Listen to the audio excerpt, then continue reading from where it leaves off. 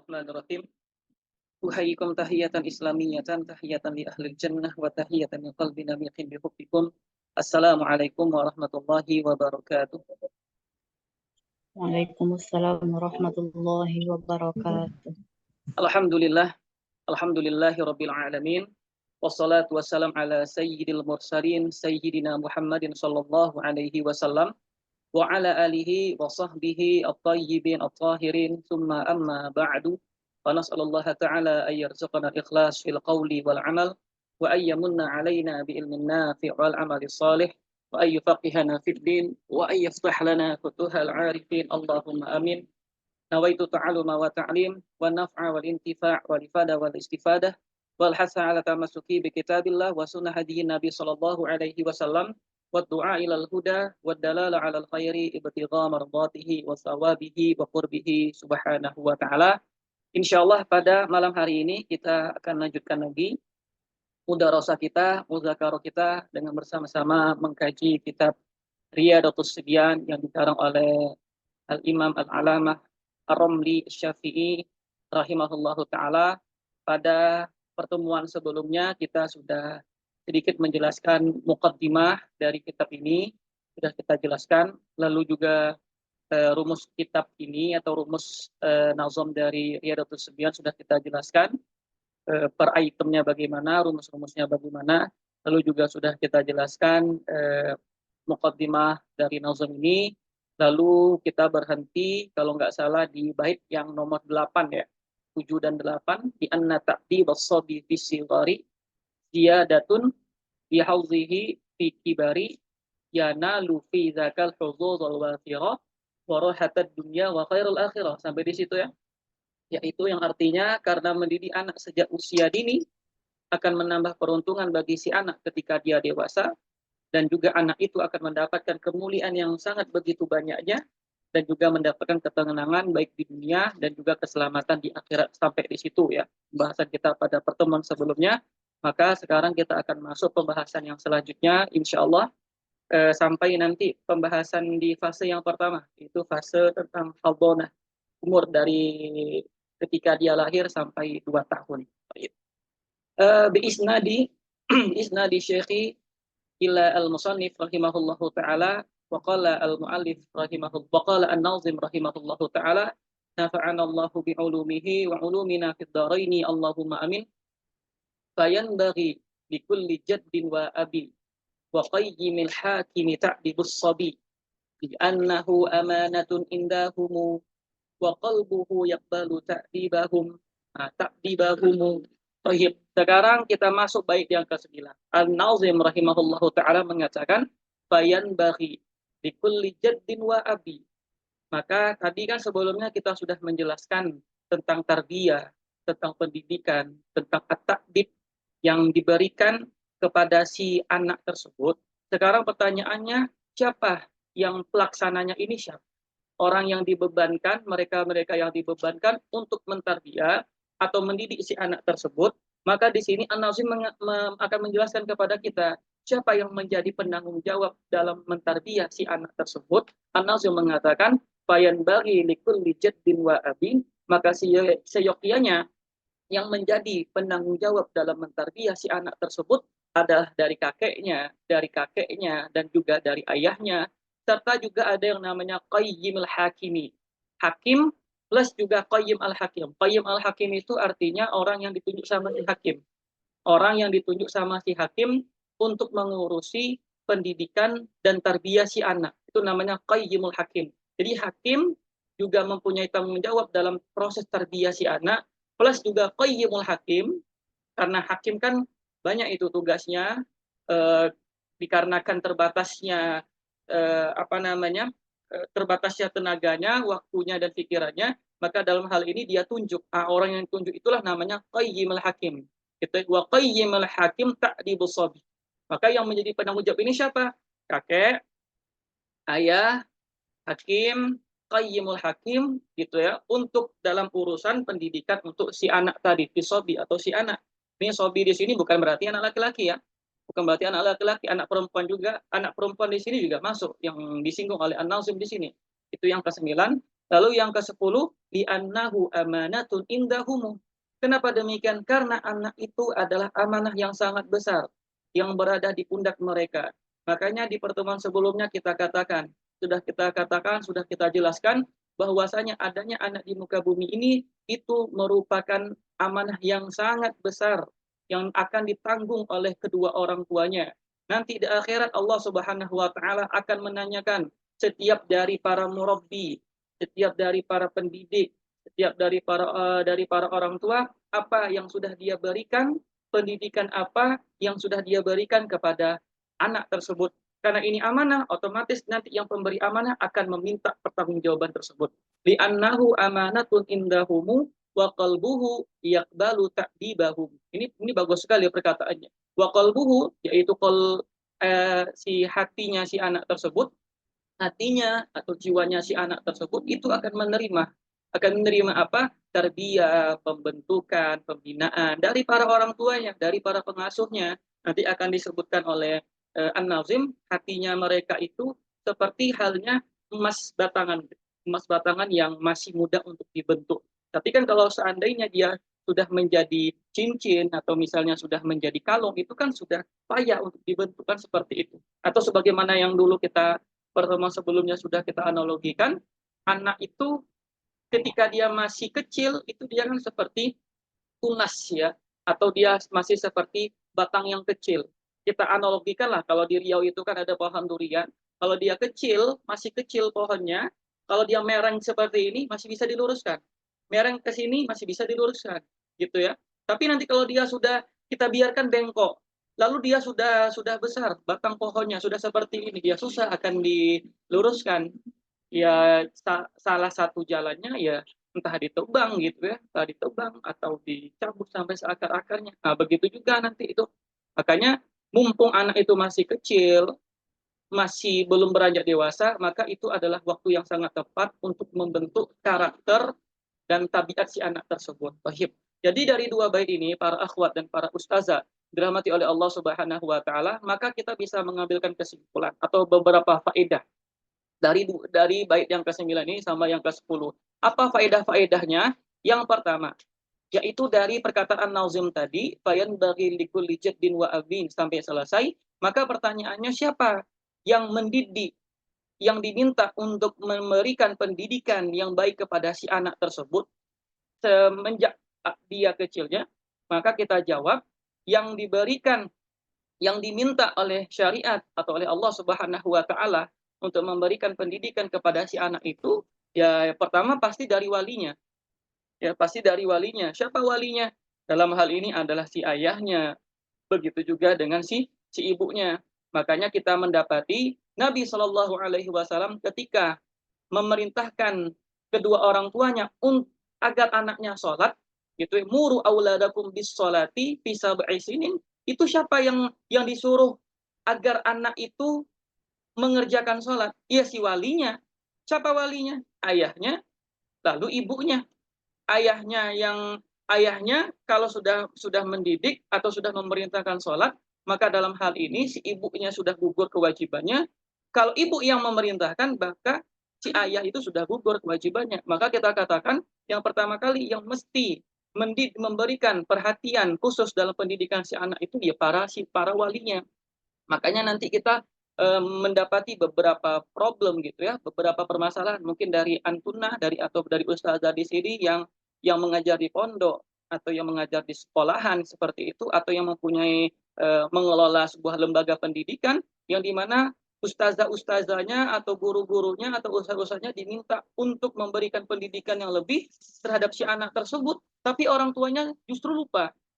Orang tuanya terkesan membiarkan seperti itu.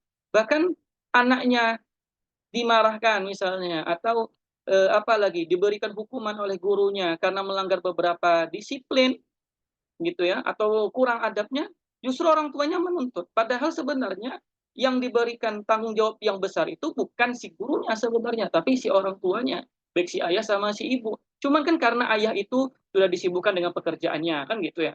Mungkin ada yang PNS, ada yang di dewan, ada yang apa lagi, mungkin menyawit, mendodos gitu ya, atau menyangkul. Pekerjaan yang lainnya lah, Gojek misalnya, ibunya juga disibukkan dengan pekerjaan yang rumah tangga dan segala macamnya, sehingga tidak ada waktu untuk memberikan pengajaran, sehingga ditempatkan kepada, lembaga sekolah itu. Maka dalam hal ini, para orang tua ya mesti paham bahwasanya seharusnya yang diberikan kewajiban itu, pertama kali adalah orang tua, gitu. Itu yang pertama, para wali. Lalu siapa lagi? Para wali di sini tadi ayah, ibu, termasuk juga kakek gitu ya, kakek atau nenek seperti itu. Lalu siapa lagi Ustadz? Hakim, hakim ya, atau qayyimul hakim, orang tadi yang ditunjuk oleh si hakim. Begitu juga guru, guru juga termasuk ini orang yang diminta untuk memberikan pendidikan kepada si anak tersebut. Guru, ustadz, ustazah, siapa lagi mudir, Pak Yai gitu ya. Itu juga diminta itu untuk memberikan pendidikan kepada si anak. Begitu juga ada namanya multaqid. Multaqid itu orang yang di mana dia mendapati ada bayi yang ditelantarkan oleh orang tuanya, gitu ya. Jadi mungkin ada beberapa sebab yang di mana para orang orang tua si bayi tadi menelantarkan si anaknya, entah karena himpitan ekonomi dan segala macam bentuk cobaan dunianya sehingga dia menelantarkan. Maka orang yang menemukan si bayi yang telantar tadi namanya multaqid. Maka multaqid ketika itu juga diminta itu untuk mendidik si anak itu. Dan begitu juga ada namanya al-wasi namanya, al-wasi. Al-wasi itu orang yang diwasiatkan. Jadi ibu sudah meninggal dunia, ayah pun akan meninggal dunia. Maka melihat anaknya masih kecil, belum bisa mengurus dirinya sendiri, maka dia menulis wasiat, memberikan wasiat. Ini wasiat bukan hanya dalam bentuk harta, tapi wasiat untuk mentarbiyah dan mendidik si anak itu. Jadi misal tunjuk si fulan, fulan, ini saya ada punya uang sekian sekian sekian, nanti uang ini silakan digunakan untuk mentarbiyah, mendidik anak anak saya seperti itu. Nah ini juga yang dilakukan oleh ayahnya Imam Al-Ghazali. Jadi Imam Al-Ghazali itu para ustadzah, para akhwat yang dirahmati oleh Allah Subhanahu wa taala. Imam Al-Ghazali itu dulu waktu kecilnya sering dihantar oleh ayahnya untuk datang ke kajian ilmu. Bahkan sangkingkan begitulah ya. Kalau seandainya orang tua cinta dengan ilmu, meskipun bapaknya nggak pintar-pintar amat gitu loh. Meskipun bapaknya nggak pintar-pintar amat. Tetapi karena ayahnya cinta ilmu, cinta ulama, sehingga Imam Al-Ghazali kecil sama adiknya bernama Ahmad. Jadi Ahmad itu adiknya, Imam Al-Ghazali namanya Muhammad, Muhammad bin Muhammad atau Ahmad bin Muhammad adiknya, itu dibawakan dari kecil itu ke majelis ilmu sama ayahnya punya cita-cita yang sangat besar. Apa cita-citanya? Berharap agar Imam Al-Ghazali kecil itu menjadi orang yang mengajarkan ilmu itu. Masya Allah, itu sering didoakan oleh ayahnya. Begitu juga nanti kita ya bisa ngikuti sunnah yang seperti ini, yaitu kalau kita misalnya Antuna sudah menikah, terus suaminya datang ke kajian membawa anaknya, itu jangan jangan lupa didoakan si anak tersebut. Ya Allah, jadikanlah anak saya ini cinta ilmu, cinta ulama, jadikanlah anak saya ini engkau fakihkan dalam agamamu gitu ya. Jadikanlah anak saya ini menjadi ulama, orang yang menyebarkan kebaikan, menyampaikan ilmumu, syariat, menghidupkan syariatmu, menjalankan sunnah dari nabimu, seperti itu. Jadi dengan doa yang di ini sama ayahnya Imam Ghazali, menjadi Imam Ghazali menjadi ulama, bahkan dijuluki Hujjatul Islam, kan seperti itu. Maka apa namanya, setelah itu ayahnya qadarullah itu sekarat gitu, lalu dia punya kawan yang dimana kawannya itu ya istilahnya orang kawan dekatnya ayahnya Imam Al Ghazali tadi. Maka melihat ini nanti kalau saya meninggal siapa yang akan mengurusi anak saya, maka dimintalah kawannya tadi untuk apa, untuk mengurusi pendidikan si anaknya, dikasih uang nih. Akhirnya setelah meninggal dunia temannya ini yang apa namanya yang mentarbiyah Imam Ghazali dengan adiknya. Maka yang temannya tadi kita namakan al-wasi. Orang yang diwasiatkan oleh yang meninggal. Dalam urusan apa? Dalam urusan tarbiyah si anak. Seperti itu. Jadi multakid begitu juga al-wasi. Tunggu sebentar ya.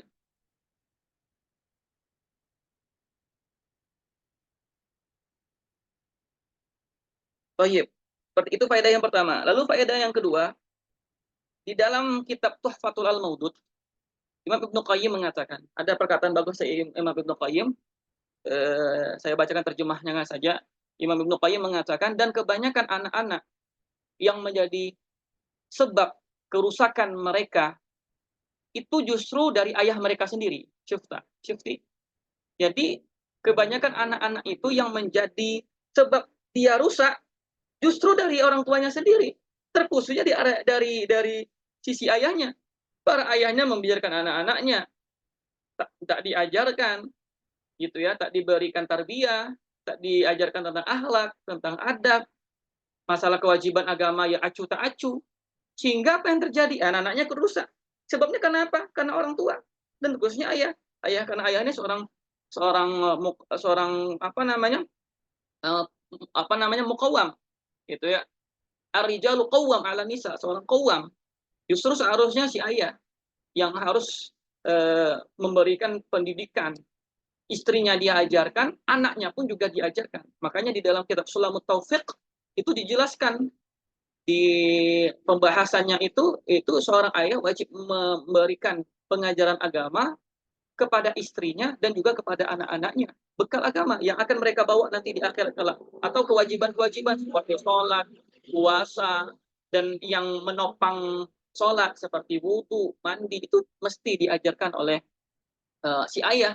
Bahkan disebutkan di dalam kitab Sulamut Taufiq itu, kalau seandainya si ayah itu tidak ada bekal yang cukup atau tidak mempunyai ilmu yang cukup dalam masalah agamanya, itu si ayah mesti menyokong si anaknya itu untuk belajar, dikasih uang belajar sana gitu. Atau istrinya disuruh belajar. Nah, sekarang kan wasilah sudah banyak ya. Wasilah sudah banyak. Bisa di YouTube gitu ya. Tergantung orang tuanya, harus pandai-pandai milih mana channel yang baik bagi anak-anaknya. Jangan channel Upin Ipin terus gitu ya. Jangan channel-channel kartun terus, tapi kali-kali lah kasih tentang ceramah agama gitu ya. Tentang apalagi tentang pendidikan seperti itu. Lalu juga faedah yang selanjutnya yang bisa kita ambil dari dua bait yang ini, yang 9 sama yang 10 itu. Jadi di sini bisa kita katakan bahwasanya bisa jadi justru tadi yang anak katakan tadi, durhakanya anak itu bukan pure murni dari kesalahan anak itu. Bisa jadi justru yang menjadi sebab anak itu durhaka ya karena kesalahan orang tuanya, terkhususnya ayahnya. Makanya ada kisah yang masyhur sebagaimana yang dinukilkan dalam kitab Fawaidul Mukhtara. Kisahnya Umar bin Khattab, cerita yang masyhur. Ketika ada seorang orang tua yang hidup di zaman Umar bin Khattab datang mengeluh dan mengadukan anaknya durhaka kepada Umar bin Khattab. Jadi ayahnya ini sudah pusing gitu ya, melihat kelakuan anaknya itu sudah durhakanya minta ampun. Gimana cara mengubahnya ini? Dia sudah terlanjur dewasa, sudah balik, lalu bagaimana cara mengubahnya? Maka si orang tua tadi, si ayah tadi datanglah ke Umar bin Khattab mengadukan perkara tadi. Maka Umar bin Khattab melihat itu, karena seorang pemimpin ya belum mau berpihak dulu ya, harus tahu dulu problem solvingnya itu bukan hanya di sini, kita dengar juga di sini nih bagaimana. Nah, ini bisa kita ambil bagaimana seorang pemimpin itu bukan hanya mendengarkan dari satu sisi, enggak. Tapi kita problem solvingnya juga dengarkan dari sisi yang lainnya gitu ya. Kenapa bisa seperti ini? Kita panggil yang di sini. Kenapa ente melakukan seperti ini? Kenapa melakukan seperti ini? Kita dengarkan ini. Bisa jadi yang ini nih justru keliru. Seperti itu ya. Ini yang ada di zaman Umar bin Khattab ketika itu. Jadi sama Umar bin Khattab dipanggillah si anak itu, gitu ya. Ketika dipanggil, si Umar bin Khattab menanyakan, kenapa engkau durhaka sama orang tuamu, khususnya kepada ayahmu? Maka si anak tadi menanyakan, ya Khalifah, misalnya seperti itu. Kira-kira apa kewajiban orang tua kepada anaknya? Maka Umar bin Khattab mengatakan, ayyantaqiya ummahu wa yuhassina ismahu wa yu'allimuhul kitab. Itu kata Umar bin Khattab. Jadi kewajiban yang harus dilakukan oleh seorang ayah kepada anaknya itu adalah apa? Memilih ibu yang baik bagi si anak ini. Itu yang pertama. Lalu yang kedua memberikan nama yang baik. Lalu yang ketiga mengajarkan Al-Quran atau mengajarkan agama atau mengajarkan syariat. Maka si anak itu ketika mendengarkan jawaban Umar bin Khattab, maka langsung ditimpalnya. Wah, ayah saya itu sudah melakukan kesalahan besar. Apa kesalahannya? Kesalahannya itu apa? Yang pertama tidak memberikan ibu yang baik buatku. Karena ibunya itu bukan orang terpandang, gitu ya. Dan tidak memberikan nama yang baik kepada saya. Lalu juga tidak pernah mengajarkan Al-Quran walaupun cuma satu huruf doang. Tuh, pengaduan si anak tadi didengarkan langsung oleh khalifah. Maka khalifah panggil si ayahnya. Oh, kita tashku uquqa ibnika. Engkau itu datang kepada saya untuk mengadu, untuk mengeluhkan durhakanya anakmu itu, tetapi engkau sendiri waqad tahu. Tetapi engkau sendiri telah mendurhakainya qabla ayyauqaka, sebelum dia justru mendurhakaimu. Wa asa'ta ilahi, dan engkau telah melakukan perbuatan jelek kepadanya qabla ayusi ilaika, sebelum dia melakukan perbuatan jelek kepadamu. Berarti kan dari kisah ini kita bisa mengambilkan kesimpulan bahwasanya kerusakan anak atau durhakanya anak itu justru yang pertama kali yang harus yang ditanyakan itu adalah tarbiyah dari orang tuanya, terus dari ayahnya. Kok anak saya seperti ini? Kok anak saya seperti ini? Kok anak saya sendiri? Maka introspeksi, saya ini sudah ngapain saja sama anak saya? Apakah dulu waktu kecil sudah memberikan nama yang baik? Karena nama itu kan doa. Betul nggak? Nama itu kan doa. Anaknya mau menjadi seorang hafizul Quran, mau menjadi orang yang baik, tapi yang dikasih namanya nama orang-orang barat, nama orang-orang kafir. Ya justru akan jadi seperti itu gitu loh. Jadi nggak salah, nggak 100% anak itu disalahkan. Begitu juga waktu kecil, apakah diajarkan Al-Quran? Diajarkan nggak masalah iman? Diajarkan nggak masalah adab? Masalah akhlak bagaimana? Masalah hukum, halal, hukum haram, diajarkan nggak? Kalau nggak diajarkan lalu kita mengeluh, itu sama sebagaimana perkataan syair tuh. Ada perkataan syair dulu waktu kita di pondok, ada syair yang mengatakan, tarjun najata walam tasluk masalikaha, inna safinata la tajri alal yabas. Inna tasluk tarjun najata walam tasluk masalika, engkau mengharapkan kesuksesan, engkau mengharap keberhasilan, tapi engkau tidak berjalan di jalannya. Itu seperti apa? Seperti kapal yang berjalan di atas daratan. Karena kita mengetahui yang namanya kapal itu pasti berlayarnya itu di lautan. Jadi orang yang hanya mengharapkan anaknya soleh tapi nggak dididik dari kecil, yaitu seperti orang yang pengen sampai di tujuan di sebuah pulau tapi kapalnya berlayarnya di daratan, sama saja, kalang parik gitu ya, omong kosong kalau seperti itu. Lalu faedah apa yang bisa kita ambil? Bagaimana tadi perkataan dari An-Nazim bait yang ke-10, li'annahu amanatun indahumu, maka dari sini kita bisa mengambilkan istinbat atau faedah bahwasanya anak itu adalah amanah. Amanah dari setiap pundaknya orang tua. Apa dalilnya? At-Tahrim ayat 6 salah satunya. Allah Subhanahu wa taala berfirman, ya ayyuhalladzina amanu qu anfusakum.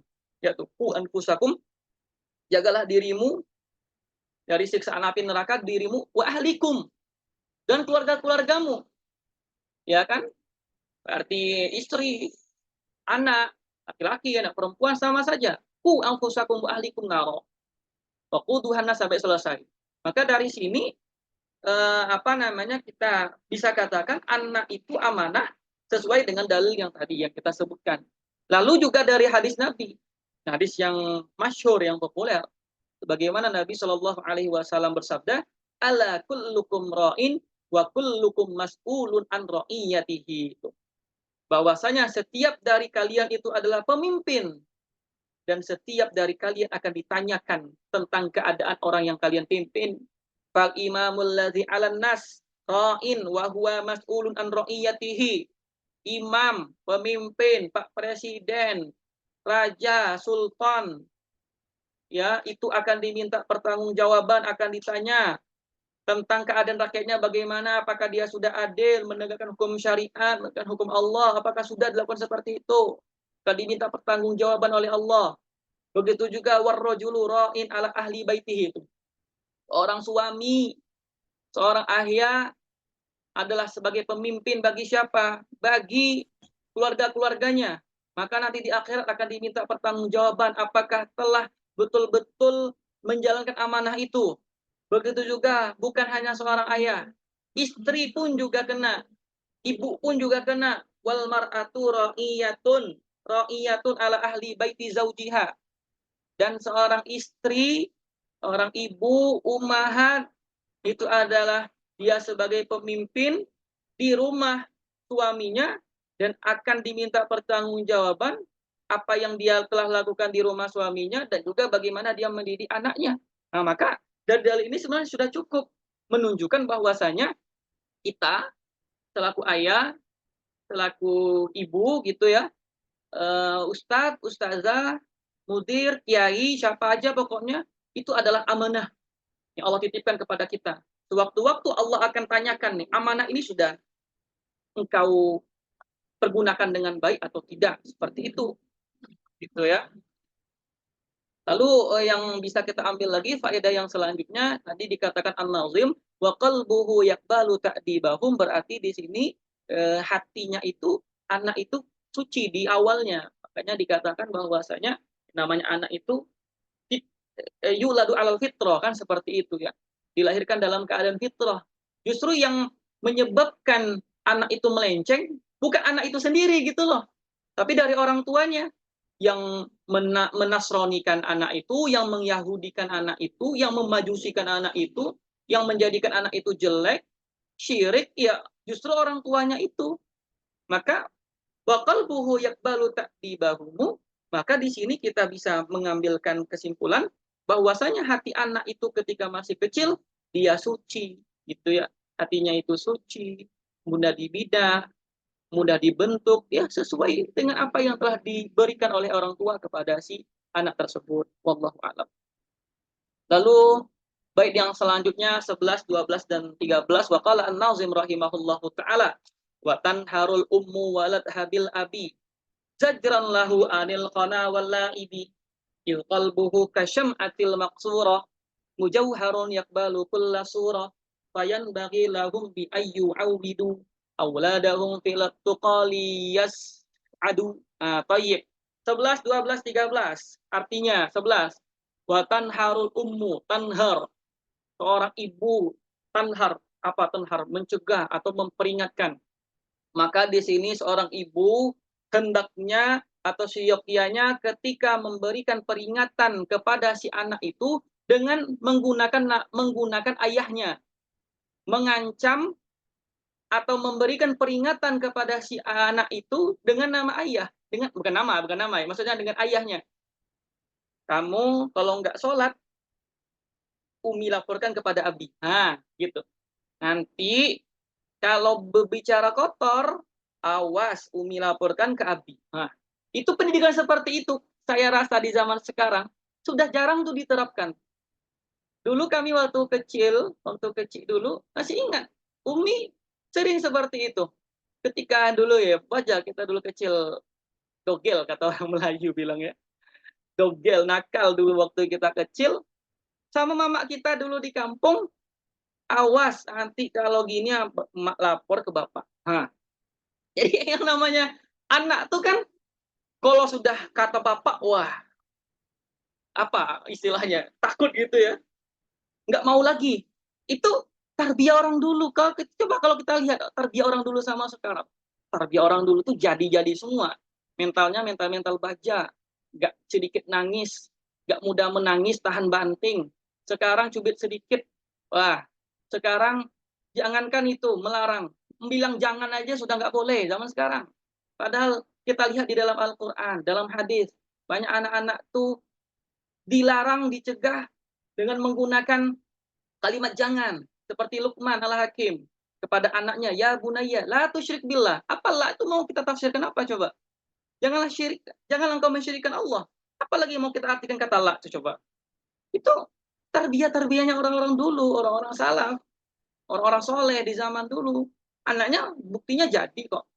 Oh sekarang nggak boleh ini, nggak boleh itu, nggak boleh ini, nggak boleh itu. Justru Kita lihat adabnya anak sekarang sama orang dulu, mungkin 20, 30 tahun, 50 tahun, 100 tahun yang lalu mungkin sangat jauh sekali bandingannya sama anak-anak sekarang. Kalau orang dulu walaupun dia degil sedegil-degilnya, lawan sama gurunya nggak berani. Betul nggak? Degil dia, gitu ya. Nakal anak itu, walaupun di sekolahnya ngerokok misalnya ngerokok, nggak ada ceritanya si anak itu menggempalkan tangannya seperti ini. Atau buka bajunya petentang-petenteng lawan gurunya, nggak ada. Atau menantang gurunya ketika di kelas, nggak ada. Sekarang lihat, berani anak sekarang ya, melawan, mencita apa gurunya, nggak ada. Sangat-sangat rusak seperti itu. Kenapa? Karena kita nggak mengembalikan bagaimana pendidikan pola asuh orang-orang dulu. Watan harul ummu walad habil abi zajran anil khana wal ibi. Jadi seorang ibu itu memperingatkan anaknya dengan menggunakan ayahnya, sehingga apa? Zajran lahu, sehingga anak itu meninggalkan apa? Perbuatan yang keji, ya, perbuatan yang tak baik, perbuatan maksiat dia tinggalkan. Begitu juga perkataan kotor dia tinggalkan. Wallaibi, dan main di sini laibi ini main, maksudnya itu bukan berarti si anak itu nggak boleh main, enggak. Karena memang tabiat si anak itu kan ya main, tapi main di sini maksudnya main yang berlebihan, yang nggak tahu waktu gitu ya. Seharusnya jam segini pulang tapi masih di rumah kawannya. Yang seharusnya sholat dia masih main, masih ngegame, masih megang HP. Ini perlu peringatan-peringatan seperti itu. Itu yang ke-11. Yang ke-12, il qalbuhu kasyam'atil maksurah. Karena kenapa? Karena hati anak itu bagaikan lilin tuh. Lilin yang murni. Dan begitu juga bagaikan mujauhar. Mujauhar itu perhiasan. Perhiasan di sini kalau saya artikan, tafsirkan yang lebih lagi, emas batangan. Yang dimana emas batangan tadi yakbalu kulla surah. Gitu ya. Bisa dibentuk apa saja. Emas kalau masih bantangan tuh, emas masih dalam bentuk batangan, itu kan masih mudah dibentuk. Mau misalnya dijadikan cincin bisa, mau dijadikan anting-anting bisa, mau dijadikan kalung pun bisa, gelang kaki pun bisa, dijadikan mata uang dinar pun juga bisa. Tetapi kalau sudah jadi ya susah. Begitu juga anak itu seperti itu, di masa kecilnya itu dia akan menerima apa saja. Kalau dia melenceng masih bisa diluruskan. Kalau dia melakukan perbuatan salah atau perkataannya kotor karena kawannya mengajarkan masih bisa diluruskan. Tapi kalau sudah dewasa, alamat lah.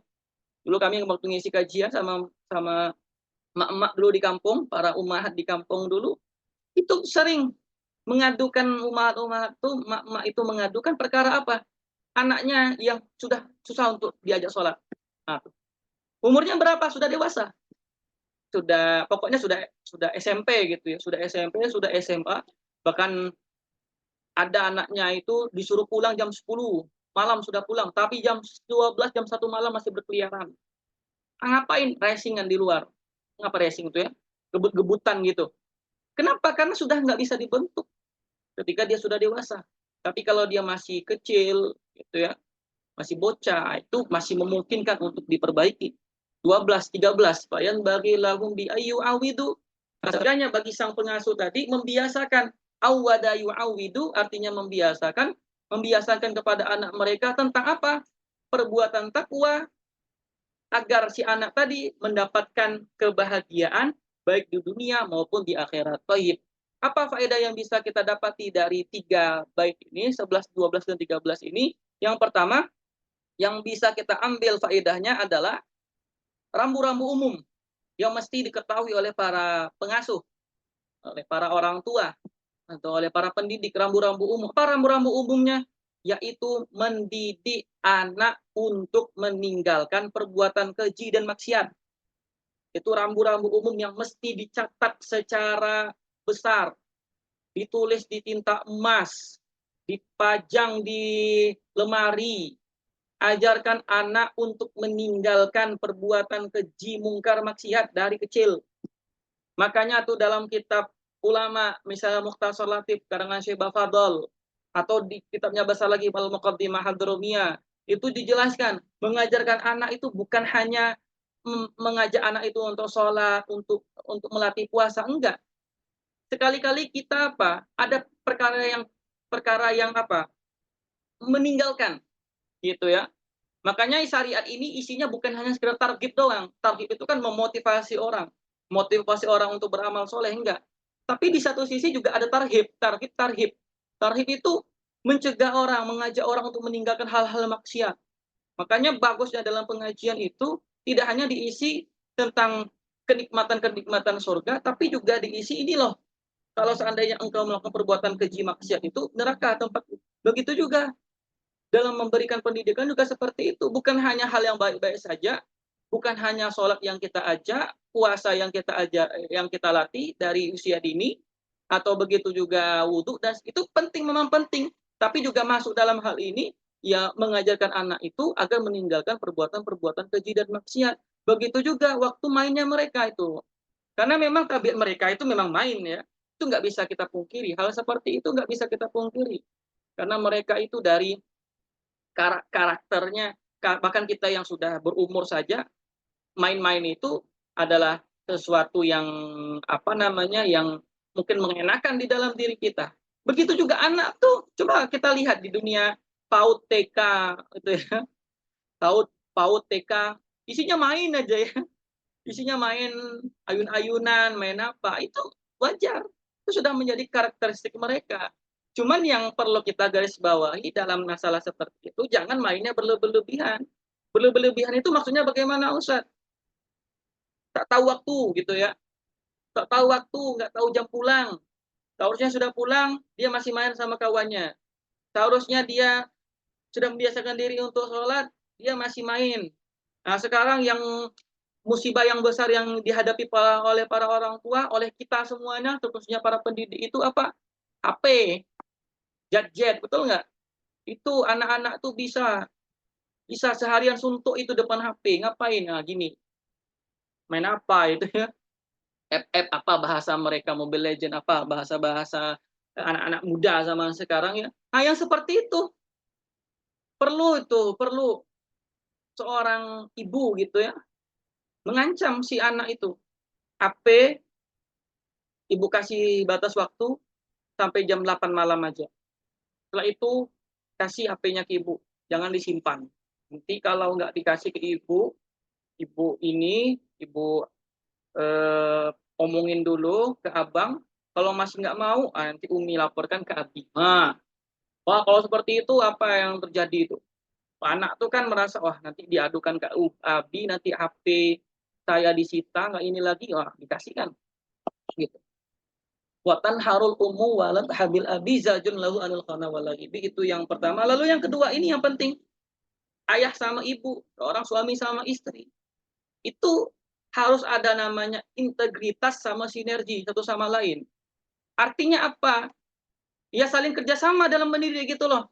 Jangan sampai ayah yang kawar-kawar ibunya cuma diam doang, atau kebalikannya ibunya yang kawar-kawar di rumah itu, bapaknya cuma tinggal tinggal cuman asik-asik aja di rumah. Bodoh wae gitu ya, nggak mau peduli urusan masalah anaknya, nggak seperti itu. Maka di sini perlu kerjasama dalam mendidik anak. Dari kata yang tadi watan haru ummu walad habil abi, maka di sini ada kerjasama antara ayah sama si ibu gitu ya. Apa pembagian tugas dalam masalah ini? Ayah yang dia buat nizamnya, yang dia yang buat peraturannya, lalu dia yang memberi keputusan, lalu nanti dia memberikan evaluasi. Gitu. Ibunya apa? Ibunya sebagai eksekutornya, sebagai pelaksananya. Gitu ya. Kalau seandainya kita punya lembaga itu kan ada mudir, ada bawah-bawahannya, mudir yang menyusun pasal-pasal atau menyusun peraturan-peraturan itu, bagaimana yang harus dilakukan pegawai-pegawainya itu, lalu nanti ada bagian ini, bagian pengasuhan, kesantrian, bagian bahasa, bagian taklim, bagian apa, bagian yang itu yang sebagai eksekutornya. Dari peraturan sudah dibuat. Ah, gitu juga dalam rumah tangga itu seperti itu. Jadi ayah yang buat poin 1, 2, 3 segala macamnya. Ibu yang eksekutornya. Ibu yang menjadi pelaksana di lapangan. Nanti ada pelanggaran-pelanggaran dari si anak itu, si ibu tadi mengancamnya dengan ayah. Nanti kalau masih berbicara kotor, kok kedengaran sama ibu, nanti Umi laporkan kepada Abi.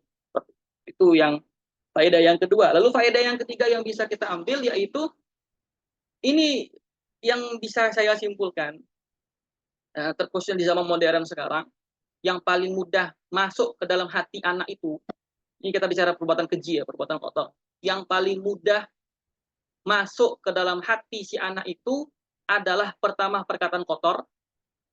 Zaman modern sekarang gadget tadi itu ya, perkataan kotor. Itu perkataan kotor tuh sudah dari dulu tuh dah. Nggak tahu dari mana, entah bahasa kotornya bahasa kotor dari kampung, bahasa kotornya orang kampung kita, atau kampung sebelah, atau bahasa kotornya itu dari kecamatan sebelah atau dari provinsi sebelah. Kadang ada aja tuh anak tuh tahu tuh bahasa-bahasa seperti itu. Apa aja. Nah ini perlu gitu ya perhatian seperti ini. Dan yang cobaan yang termasuk itu yang paling mudah untuk meresap dalam hati anak itu ya itu fitnahnya gadget atau ya bahasa, atau lebih spesifik lagi ya kecanduan game seperti itu. Lalu juga yang bisa kita ambil juga faedah dalam masalah ini, tadi kita katakan bahwasanya dalam mendidik itu kedua orang tua sang pengasuh harus membiasakan anaknya untuk apa? Untuk melakukan perbuatan takwa, tapi ingat tarbiyah yang paling mantap itu, tarbiyah yang paling penting itu adalah suri tauladan yang baik. Nah, itu yang paling penting. Jangan sampai nih bapaknya sudah ngajak anaknya, sudah nyuruh anaknya, abang sholat. Akhirnya si abangnya sholat. Tahu-taunya bapaknya nggak sholat. Jangan sampai seperti itu. Atau mamanya suruh, Kak, baca Quran. Tahu-taunya emaknya nonton sinetron. Sama aja. Nggak akan, anak itu dia akan ngelihat, akan mendengarkan. Jadi lebih apa namanya? Lebih kuat tuh ikatan atau lebih kuat yang meresap di dalam dirinya itu justru apa yang dia tengok, apa yang dia lihat. Bukan apa yang dia perintahkan. Itu bahkan kalau boleh anak katakan, bukan hanya anak kecil, bahkan orang yang sudah berumur pun kadang sering yang dijadikan patokan itu apa yang dia lihat. Gitu ya. Kadang ada, mungkin kita pernah merasakan di pondok atau di sekolah atau di pondok lah, ketika mudabir kita suruh jangan telat, jangan ini, tahu-tahunya dia telat. Atau misalnya mudabir kita dulu suruh ngomong pakai bahasa Arab, intik lugatan Arab, intik bil lugati rosmiyah, soalnya kan speak speak English language misalnya, to speak Arabic language. Itu sering mudabir bilang seperti itu. Tahu-taunya di depan kita ngomong bahasa Indonesia coba. Wah, akan pasti apa? Anggotanya itu akan meremehkan. Alah ente aja ngomong bahasa Indo kok malam bahasa kampung. Anak ya harus seperti itu. Sama anak juga seperti itu. Jadi kalau nggak dibiasakan dengan memberikan suri tauladan yang baik, ya anak itu akan nengok orang tuanya. Disuruh sholat, malah mamanya nonton sinetron misalnya. Kok bapaknya nggak sholat? Ya akan terekam seperti itu. Makanya dulu waktu kita belajar di pondok dulu, ada kitab tarbiyah namanya tarbiyah Islamiyah kelas 4 tuh. Itu disebutkan tarbiyah Islamiyah yang paling baik itu inna tarbiyata al-islamiyata la yakfi bimujaradil kalam. Tidak cukup hanya omongan tok, nggak cukup. La yakfi bimujaradil kalam, nggak cukup hanya ngomong tok. Sholat, dia nggak sholat. Gitu ya. Jangan ngerokok, bapaknya ngerokok depan anaknya. Baca Quran, maknya nggak baca Quran di depan anaknya. La yanfa, la yakfi bimujaradil kalam, bal la budda ayyakuna bil qudwati sholihati wa ijal bidah. Dua poin paling penting. Yang pertama, mesti memberikan suri tauladan yang baik. Lalu yang kedua, membangun bid'ah. Bid'ah itu milieu atau lingkungan Islami di rumahnya. Itu penting. Dua ini seyogyanya harus kita tanamkan dari sekarang. Pertama, memberikan suri tauladan yang baik. Lalu yang kedua, membangun milieu. Bangun lingkungan. Lingkungan yang cinta Al-Quran. Lingkungan yang cinta ilmu di rumah kita. Lingkungan yang cinta ulama. Disetelkan murotal, atau disetelkan kajian gitu ya, atau pokoknya yang baik-baiklah diciptakan dari sekarang. Maka itu akan mempengaruhi si anak tersebut seperti itu. Lalu juga yang bisa kita ambil faedahnya tadi Nazim mengatakan fayan bagi lahum bi ayyu awidu auladahum fil tuqa. Jadi dalam hal ini seorang pengasuh harus sering memberikan pendidikan atau membiasakan kepada anak itu untuk melakukan perbuatan takwa. Sehingga dengan takwa itu menjadi modal yang sangat penting bagi si anak itu untuk mendapatkan kesuksesan atau keselamatan baik di dunia maupun di akhirat. Wa tazawwadu fa inna khairaz zadi taqwa wattaquni ya ulil albab. Seperti apa? Ya salat, ya mengajarkan salat, puasa atau yang penyokongnya seperti apa namanya? Wudu, mandi, atau ajarkan tayamum pun juga bisa, atau ajarkan dari sekarang untuk sedekah, berbagi kepada orang lain, seperti itu. Dan juga kalau bisa ya membaca Al-Quran tadi, kalau bisa kita membacanya itu di sampingnya, jangan di dalam kamar, tapi di sampingnya, biar anak itu menjadikan ayahnya sebagai role model, bagi figur. Wah, Masya Allah, Umi sautuha jahida, mumtaza gitu ya. Suaranya cantik sekali, suaranya molek sekali, tajwidnya enak gitu ya. Jadi si anak itu akan jadikan, oh ibu saya akan jadi figur saya. Begitu juga bapak saya juga menjadi figur yang baik bagi kehidupan saya seperti itu. Baik, sekarang masuk fase yang pertama. Ini fase yang pertama berarti umur yang dari awal sampai dari dia lahir sampai 2 tahun ya. Ini disebut masa haldona namanya. Waqala an-Nazim rahimahullahu taala wa awal asya hiyal haldana li annahu ma ahlihi amanah. Jadi yang pertama kali yang paling wajib yang harus dilakukan oleh sang pengasuh tadi adalah haldona. Ya, apa arti haldona? Haldona artinya pengasuhan. Pengasuhan yang seperti apa? Karena yang namanya anak itu kan di apa namanya di usia kecilnya sebelum dia balik dia kan masih belum bisa mengurus dirinya sendiri, maka si anak itu mendapatkan namanya hak haldona, hak pengasuhan dari ayahnya, dari ibunya, dari dia lahir sampai nanti dia balik yang dia bisa mengurusi kehidupan dirinya, itu namanya haldona. Jadi hal yang wajib yang harus dilakukan oleh orang tua adalah pengasuhan atau haldona tadi. Kenapa? Li'annahu ma'ahlihi amanah, dikarenakan anak itu adalah titipannya dari Allah Subhanahu wa taala di pundak orang tuanya. 14. Yang 15. Hadona yang pertama ini, hadona yang pertama. Bayan bagi irda'u kulli tiflin salihatan biqauliha wal fi'li ta'kul halalan la minal harami fattabu'u qalu tabi'ut ta'ami idza qabus rada'ahu mala ila fi'lil qabithi akhiran wa awwala. 15. Fayan bagi irda'u kulli tiflin, maka seyogyanya bagi walinya, bagi pengasuhnya untuk memasrahkan anaknya dalam perkara persusuan kepada siapa? Kepada perempuan yang soleha, baik yang solehanya itu dari perkataan ataupun perbuatan. Ini adatnya orang Arab ya. Jadi adatnya orang Arab itu bukan ibunya yang menyusuinya, justru dipasrahkan penyusuannya kepada orang lain. Ya, tujuannya salah satunya dikarenakan dia tinggal di kota, sementara al-jawu atau udara di kota itu nggak sehat, biar anak itu segar, akhirnya dioporlah di pedalaman. Seperti kisahnya Nabi Muhammad SAW yang beberapa kali doang disusui oleh ibunya, ya, Aminah, gitu ya. Lalu setelah itu dikirimlah ke Bani Sa'diyah, di sana diminta persusuan kepada siapa namanya ibu persusuannya yaitu Halimatus Sa'diyah, dan juga pernah sebelumnya itu kepada budaknya Abu Lahab. Siapa namanya budak Abu Lahab itu? Tuwaibah ya. Tuwaibah. Nah, budaknya Abu Lahab.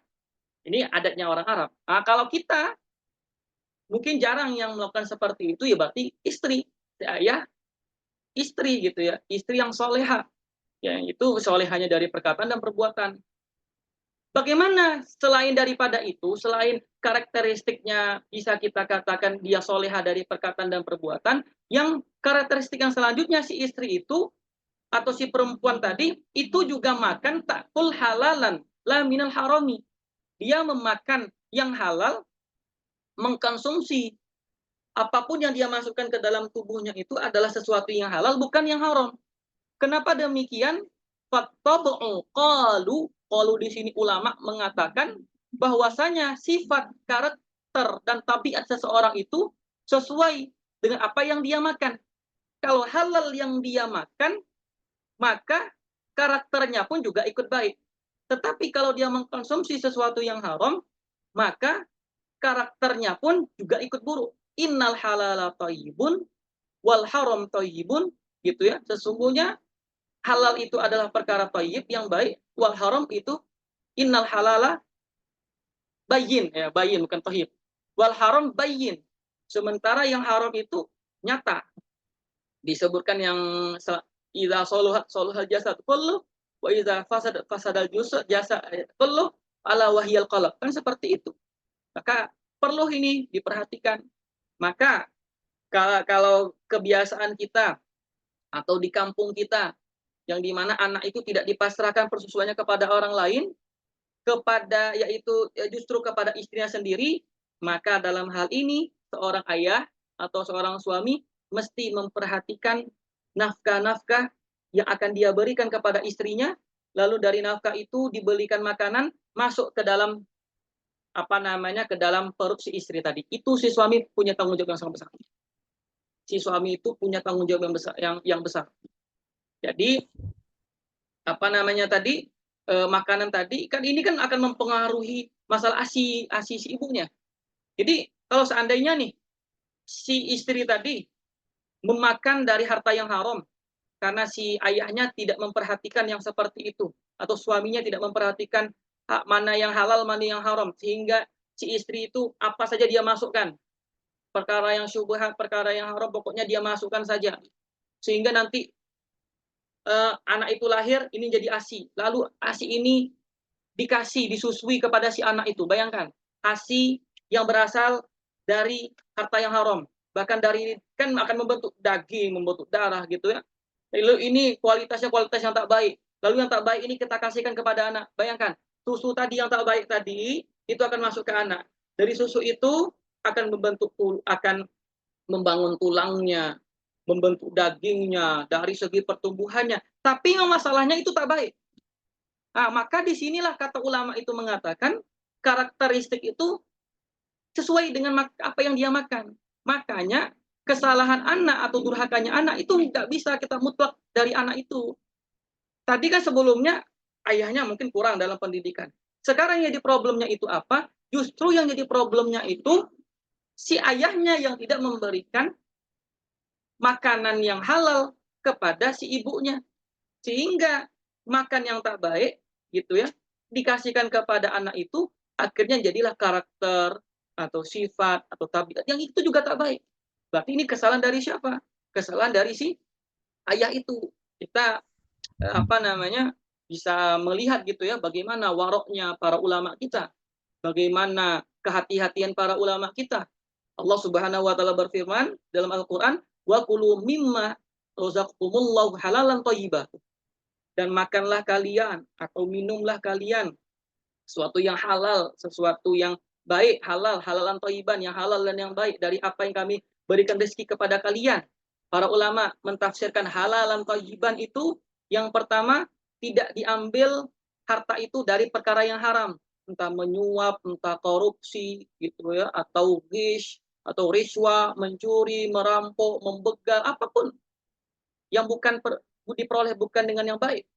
Atau halal atau thayyib lawan dari khabith, itu yang keji atau kotor, najis.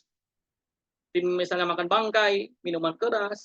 Begitu juga kita katakan juga halalan thayyiban bukan juga diambil dari harta-harta syubhat. Jadi Allah mengatakan wa kulu mimma razaqakumullah halalan thayyiban. Dan kita bisa melihat bagaimana para ulama kita wara' berhati-hati dalam masalah ini. Mungkin ustazah, para akhwat mendengarkan bagaimana ada seorang perempuan yang dinukilkan juga oleh Imam Al-Ghazali dalam kitab Ihya-nya itu menceritakan bagaimana seorang perempuan atau seorang istri yang soleha, gitu ya, seorang soleha ketika mau mengantarkan suaminya kerja, lalu istrinya menitip pesan. Apa pesannya itu? Wahai suamiku, sesungguhnya kami itu mampu menahan rasa lapar dan dahaga ini, tetapi kami tidak tahan dengan siksa api neraka. Itu Masya Allah sekali perkataan itu. Nah, ini bisa nih kita terapkan gitu ya, para umahat, para ibu gitu ya, bisa terapkan seperti ini. Jadi kalau suaminya mau kerja, antarkan, lalu titipkan pesan seperti itu. Ya suamiku, gitu ya, kami bisa menahan rasa lapar dan dahaga, tapi kami tidak mampu menahan siksaan atau panasnya neraka. 17. Idza khabus rada'ahu mala ila fi'il khabithi akhiran wa awwala. Apabila ASI berasal dari yang buruk, maka si anak condong kepada perbuatan tercela sampai masa tuanya. Wallahu taala alam. Mungkin kami cukupkan sampai di sini dulu. Waktu kami serahkan kepada pembawa acara. Wassalamualaikum warahmatullahi wabarakatuh. Nah, Ustaz.